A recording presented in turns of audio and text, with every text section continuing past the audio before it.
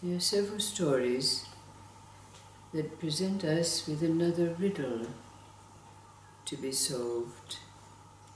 The first story is that story about the king and his chief advisors, who were followers of a certain spiritual practice that included levels of meditation. And it came to the attention of the king that his advisor was practicing a form of meditation that was higher than his own. So he demanded of his advisor that he be taught this higher form of meditation. And the spiritual advisor, because this indeed is what he was, said to the king, "It is a matter of having the proper authority." "What do you mean?" said the king. "Our teachings are that there is no high and low in spirit, even though there are levels of meditation." And the advisor said, "Your Highness, let me demonstrate to you." So it happened that there was a guard standing at the door of the palace, throne room in which this discussion was taking place. So the advisor said to the king, "Call your guard to you." And so, on the order of the king, the guard came over and stood at attention by the king's side. And then the advisor, who was standing close by, said to the guard, "Slap the king's face." Well, the guard immediately pulled his arms to his side, pursed his lips, and refused to obey. And then the advisor said to the king, "Now you ask him to slap my face." And on the order of the king, the guard gave the advisor a sound slap on his cheek. "So," said the advisor, "you see, because you have the proper authority, you were obeyed. But because I did not have the proper authority, I was not obeyed." It is the same in the spiritual realms. You have to have the proper authority. And then the second story is about a king who had a treasurer called Yankel.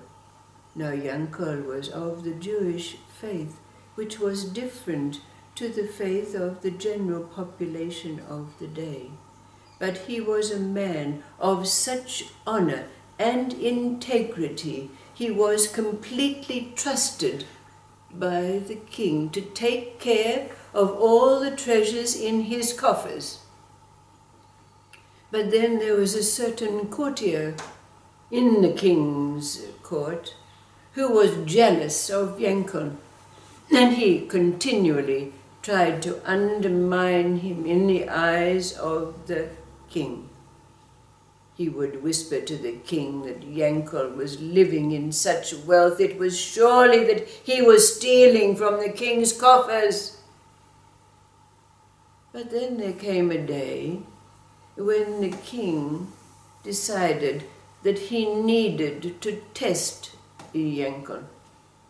So he called Yankel to him and he said, "I'm sorry, but I'm stripping you of your position. I'm taking away from you all of the possessions that you have gained by being in my employ."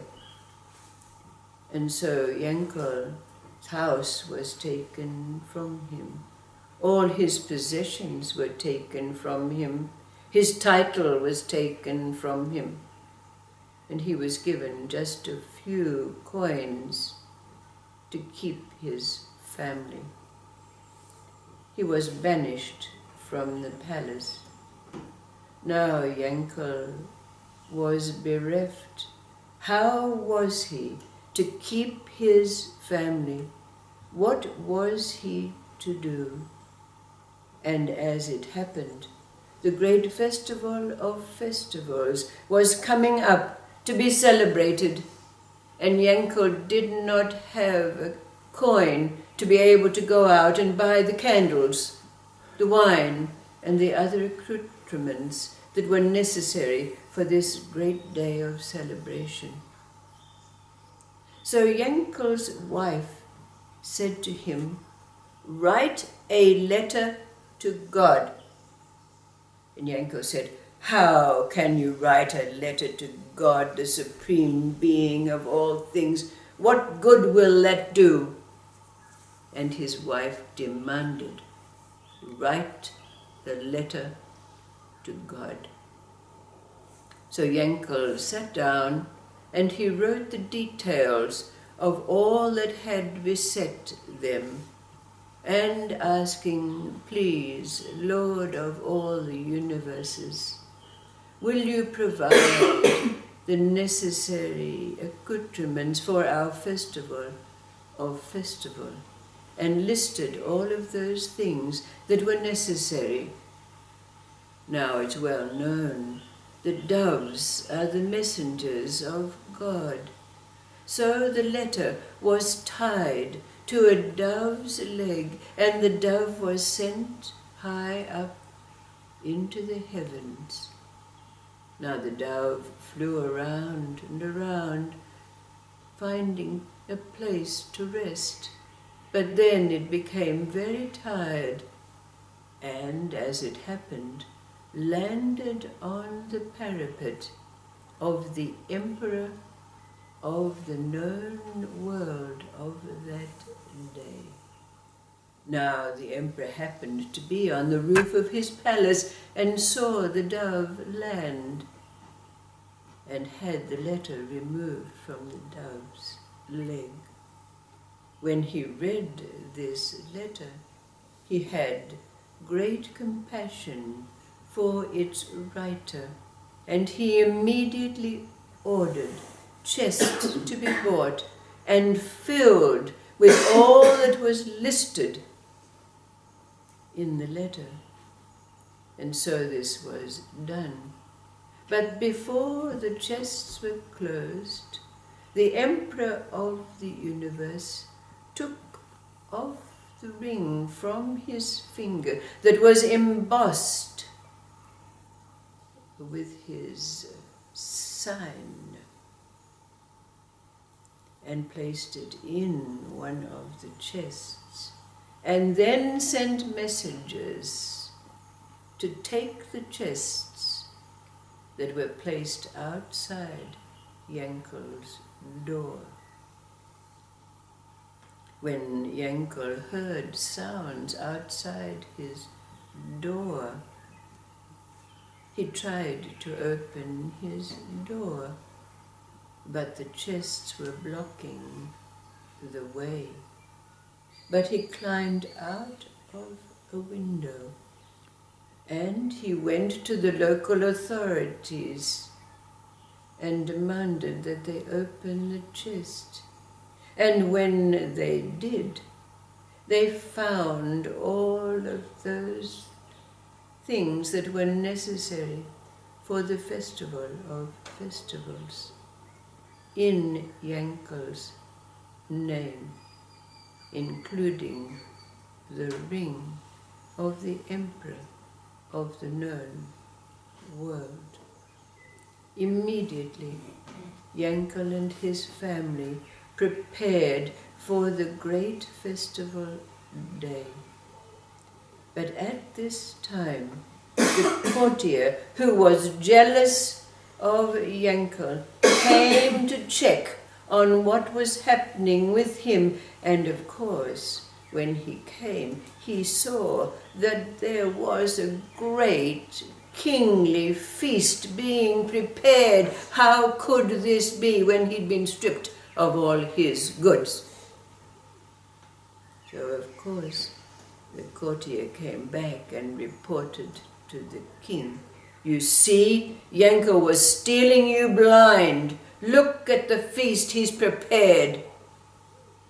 And so guards were sent, and Yankel was taken with his family and thrown into prison and fed only bread and water.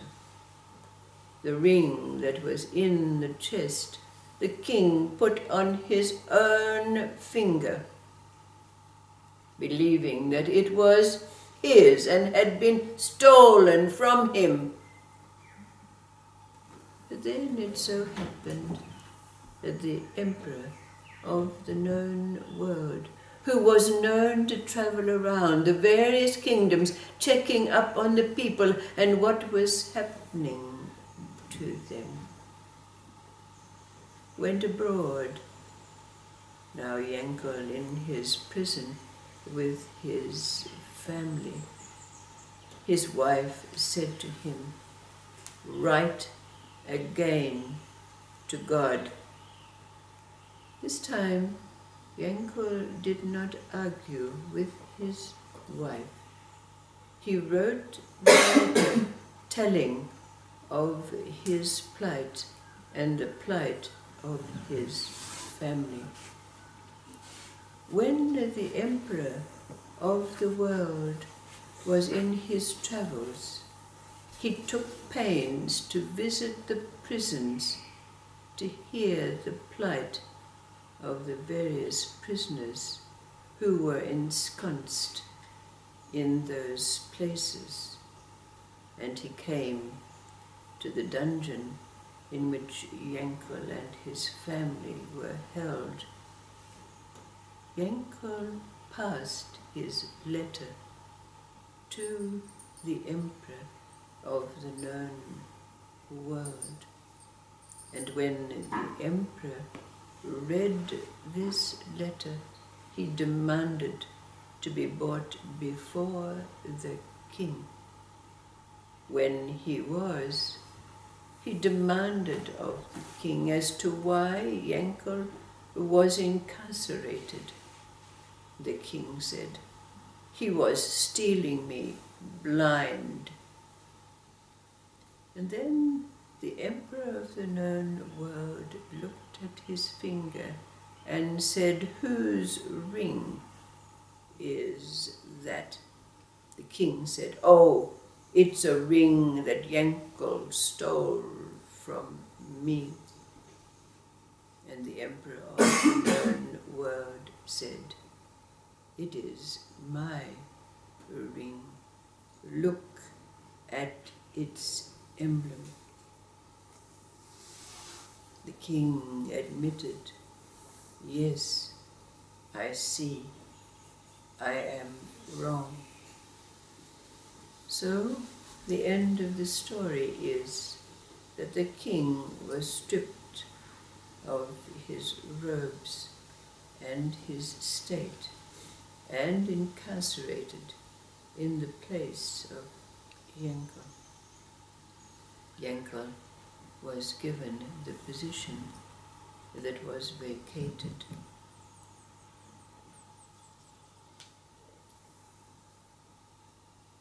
What's the relationship between these two stories?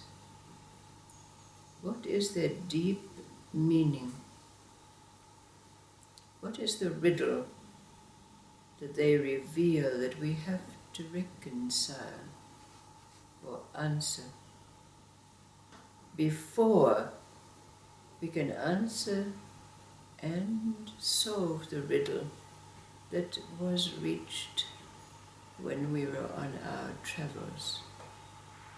When love is dead, only love remains. What is having the proper authority got to do with solving a riddle? when love is dead. Only love remains.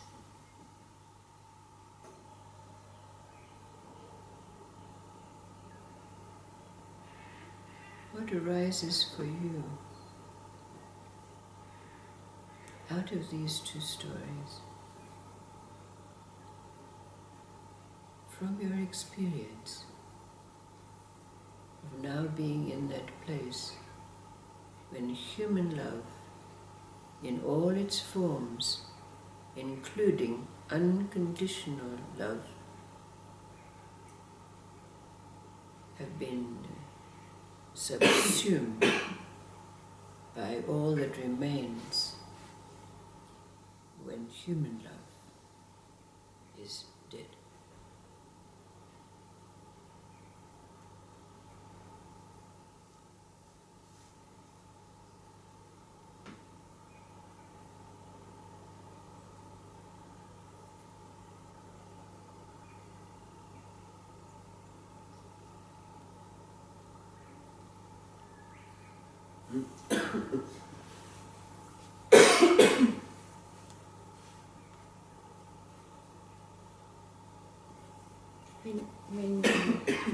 When Stephen did his workshop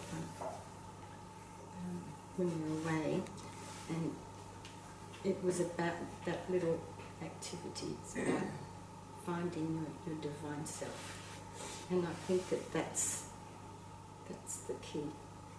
That we have to recognise that we find our divine self, and that what comes with it.